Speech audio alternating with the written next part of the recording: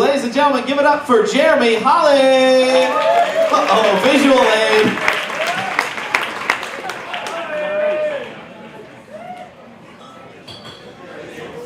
Hey guys, excited to be here with you tonight. We got a presentation here somewhere. Leadership music. What's up, Jim? Get this pulled up. So while they're pulling that up, I want to thank Tom and the Who Knew crew for having me out, and thank you guys for coming out. I haven't seen you in forever, by the way.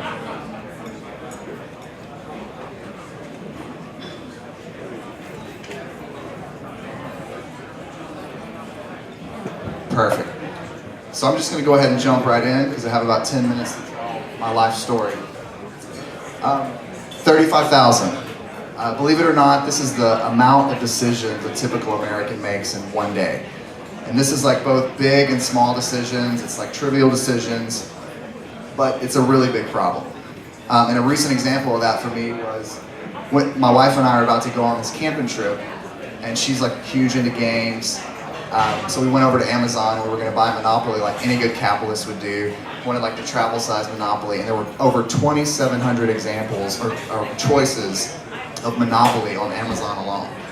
And so this is called decision fatigue. I ended up bailing on it and said we're just going to take a pack of cards and figure something else out. So it's becoming a huge problem. It's a problem for the music business. Consumers are faced with an enormous amount of problems, choices. You've heard a lot of great speakers tonight. You're going to hear a couple more. All of us had different paths in our career to success. Mine looks a lot more like the one on the left here.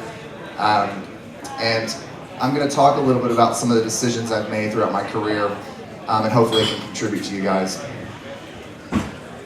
So one of the first decisions I made, or the most recent decisions, is I spent the past decade up until October with Warner Music Group. And I decided to step out and start my own company. We launched a brand agency called Flightview, and we connect brands to consumers through music. And everybody keeps asking me, they're like, why did you leave such a cool gig? Like, you had a corner office, and they're like, what's it like? Tell us more. And the only way I can explain it is, and the entrepreneurs in the room will appreciate this, is it's like riding a tiger. Like, it's exhilarating, it's fun, it's fast. Some days you feel like you're in a Katy Perry video, and other days you're just trying not to get bit in the face by the tiger. I mean, it's like totally crazy. And if that wasn't enough, I launched another startup venture, and Allie gave a spoiler alert on this, with my wife about 14 months ago. So this year's been a totally crazy year. I'll start at the beginning. I grew up in a small town in the middle of nowhere. The only thing you're gonna know about this town is this guy. It's a tall, lanky guy in the back. If you're not familiar with him, his name's Trace Atkins. He's a country singer, and there's this sign in our town that has like home of Trace Atkins, and I always tell my mom, I'm like, if I could just get like 12-point font like and Jeremy Holley, I've made it. He credits my dad, who's the guy with the sweet stash, with getting him started in music. And they were in a gospel quartet, and they traveled the country. And I grew up in the back of a VW van, like riding around on amps, going to these shows, setting up microphone stands. And so that was my introduction to music. I grew up super religious, so a lot of my early music was like Christian music. And then our youth group at our church one Sunday was playing this video, and it was a DVD series or VHS series called Hell's Bells. And it was like, it was literally meant to scare people out of listening to music. So, it would be like, if you play these lyrics backwards, you'll worship Satan. And all I heard were like the sweetest bass lines from John Paul Jones. I discovered, Fleetwood Mac and LL Cool J and Beastie Boys, and then Led Zeppelin for the first time. And I'm like, do you guys remember the first time you heard Led Zeppelin? Like I do. I mean, it was the most incredible thing ever. So I knew from a very, very early age that I fell in love with music. I was hooked. I became a student of it. Later in high school, I fell in love with business, and I really knew what I wanted to do. I wanted to be a record exec. I had no idea what that meant. The closest thing I knew to it was an advertising exec, sitting in the corner of a room, smoking a cigarette, coming up with brilliant ideas. That's all I saw on TV. So I was like, I don't know where to find this, but I was like, certainly a town called Music City would have record execs. So I packed up my car, moved to Music City. I was here briefly right after high school, ended up only being here a year, fell in love, moved back home to Louisiana, which was the right decision. I've been married 13 years now, and started a finance company in 2000, right in the boom of the housing business, with 4 other partners. And I did that for 5 years, put on a suit every day, and it just never felt right to me. So in 2005, I told my wife, I was like, let's make the decision, let's go back to Nashville, and let's go be a record exec. So she's like, cool. So I sold the company, we moved back to Nashville, and in 2006, obviously the housing market crashed. So it was like perfect timing for that scenario. I also fell in love with Nashville. When we moved here, hot chicken was not a thing. There was no cranes. It was like just an amazing place to be. So I landed a gig at Word Records, which is the Christian division, ironically, of Warner Music Group, as a radio coordinator, and I think my starting salary was $22,000 a year. It was crazy, but I took a risk, and I knew that that's what I wanted to do. And within a couple of years, that's right when Warner started launching their 360 multiple rights business, and I was able to help develop. I did 2 hours a day on my radio coordinator gig, and the rest of my day I helped them develop their merch company and their D2C company.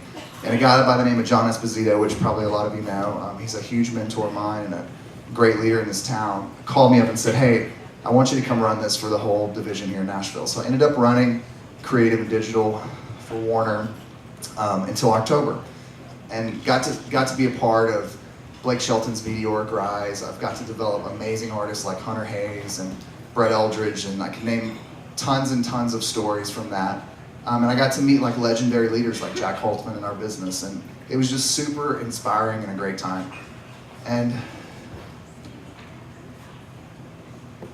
I also got to do a bunch of digital deals. So I was on a corporate committee that did deals with Apple and Shazam and YouTube, and for every one of those, there's about 5,000 of these. So back to decision fatigue, this is what our business is faced with, and I think what I learned from that situation is we tend to chase, or I tended to chase, every shiny ball. It's what are we going to do? What's the next distribution outlet? How are we going to get this marketed?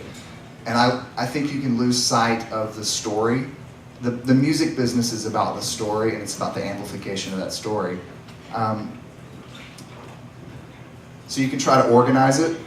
This is like a conversation prism, or strategize with it. Or you can really understand that more paints and more canvases don't make more Picassos. And I've used that term a lot, but what it means is to find the right Picasso, and then to develop the story for that Picasso, and then figure out a way to actually get that in the marketplace and make people care about it, is the most important thing. Everything else, to me, kind of fell in the background. So here's a couple of things I've learned, and I actually wrote these down, so I'm going to read them.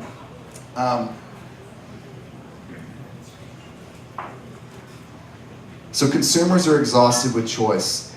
They want a better way to experience things. We think that Uber's made our lives so much better, but it could be so much better than it is. If Uber knew my calendar, it would know it's going to finish in 2 minutes and 11 seconds, and I'm going to walk and have a drink, and then I'm going to walk out the front, and the Uber would be there. The brands are struggling with relevancy. They're struggling with how they tell their story. The third thing is artists need more sustainable marketing pipelines outside of radio and TV, and we all know that. And there's a massive shift in the brand space to actually pay for these type of programs. So all of these things led us to start the new company, Flightview.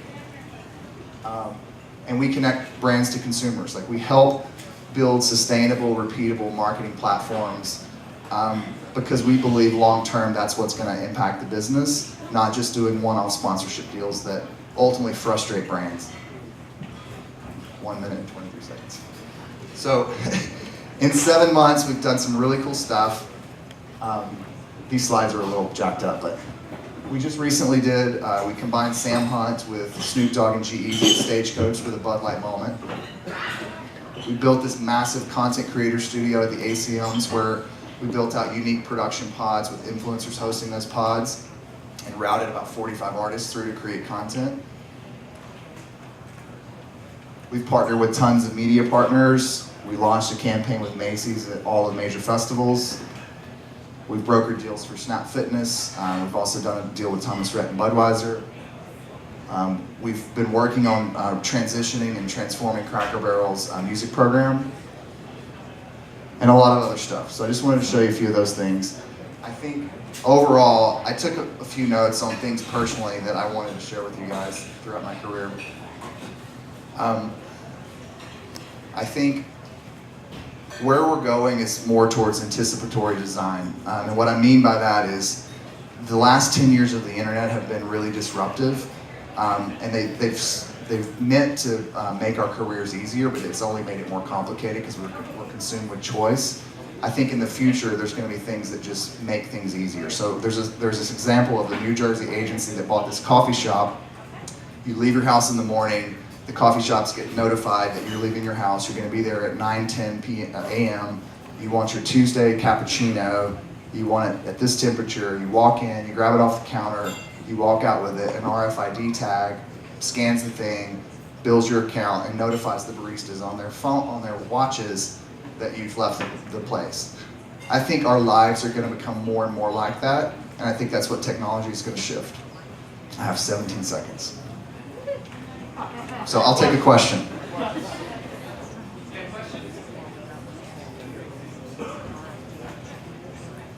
You got a question right here?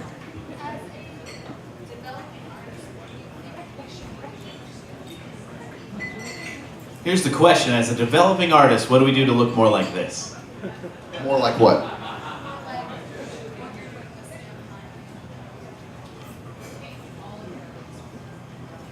Wow, that's a big question. I mean, I think it's just tell the right story and just make sure that you focus on that and find the right partners that can help you like make people care about it and make people share it.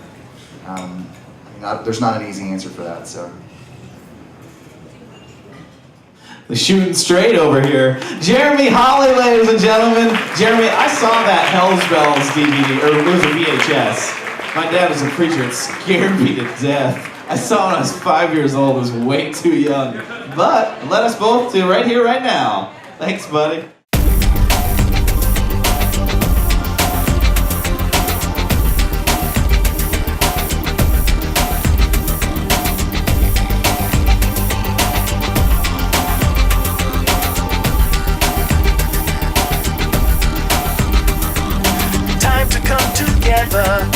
People everywhere, things are getting better. Who knew that it was here? If you got the patience, keep an open mind. Things happen for a reason. This could be the time. Who knew? Who knew? Who knew? Who knew? Who knew? Who knew? Who knew?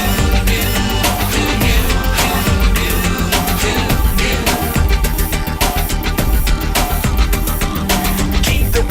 Turning, progress won't be denied. Don't stop the fire burning. Brilliance lives inside. Time for a solution. Changes in